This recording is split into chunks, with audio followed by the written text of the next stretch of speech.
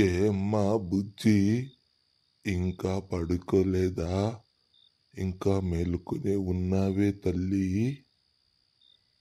లేదు తాతయ్య, రేపు మా స్కూల్లో ఇంగ్లీష్ డిక్టేషన్ ఉంది. మా మాస్టారు కొత్త కొత్త పదాలు డిక్టేట్ చేస్తారట. అందుకని ఇంకా చదువుకుంటున్నాను. షహబాష్, నా మనవరాలంటే అలా ఉండాలి.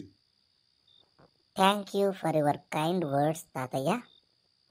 తాతయ్య, అప్పట్లో మీరు బాగా చదివారట కదా, నాకు హెల్ప్ చేస్తారా ఈ విషయంలో? Oh yes, certainly my dear granddaughter. Thank you. The first word is MEMOIR. That is memoir. Memoir. మెమ్వానా తాతయ్య? మెమ్వా. అవునమ్మా. వాట్ డస్ ఇట్ మీన్ తాతయ్య? An account of life and experiences of a famous person, my dear grandma. తాతయ్య, నన్ను grandma అన్నారు. అంటే నేను తల్లి ముద్దుగా అలా పిలిచాను, ఏమీ అనుకోకే. It's okay. సరే, ఇంకో పదం అడుగుతున్నాను తాతయ్య. VISAVIS, ఇది ఎలా పలకాలి? దీని మీనింగ్ ఏమి? ఓ, ఆ పదమా? వీజ్ ఆ వి, వీజ్ ఆ వి, వీజ్ ఆ వి.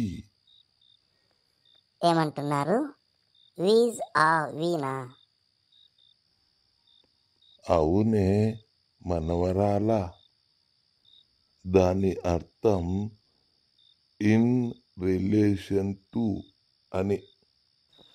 ఇన్ రిలేషన్ టు అంటే ఇది ప్రిపోజిషన్ తాతయ్య? Excellent, you are perfectly correct. Thank you తాతయ్య. ఇంకొక పదానికి చెప్పండి తాతయ్య. అలాగే తాతమ్మ, అదేంటో చెప్పు. నువ్వు తాతయ్యవైతే నేను తాతమ్మనా? సర్లే, ఆ పదం ఏంటంటే CHIC. It is chic. It is an adjective. Its meaning is fashionable and very attractive and stylish. అబ్బో, ఎంత బాగా చెప్పారు తాతయ్య. మీకు ఇంకా గుర్తున్నాయా అన్నీ? ఎలా గుర్తు పెట్టుకుంటారు? నాకు కూడా ఆ సీక్రెట్ చెప్పండి తాతయ్య. అందులో సీక్రెసీ ఏమీ లేదమ్మా. ఆ పదాలను కాంటెక్స్చువల్గా నేర్చుకోవాలి. అంటే ఎగ్జాంపుల్స్తో నేర్చుకుంటే చాలా కాలం గుర్తుంటుంది. అంతేకాకుండా అప్పుడప్పుడు ఆ పదాలను చదువుకుంటూ ఉండాలి. అప్పుడు ఎప్పటికీ మైండ్లోనే ఉండిపోతాయి.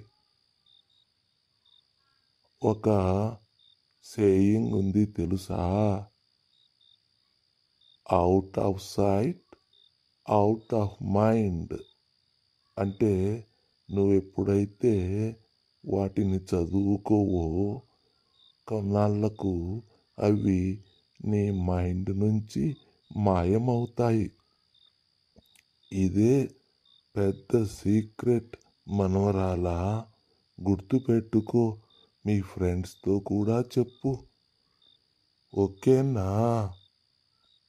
మంచి టిప్పు చెప్పావు తాతయ్య. నేను ఎప్పటికీ గుర్తు పెట్టుకుంటాను.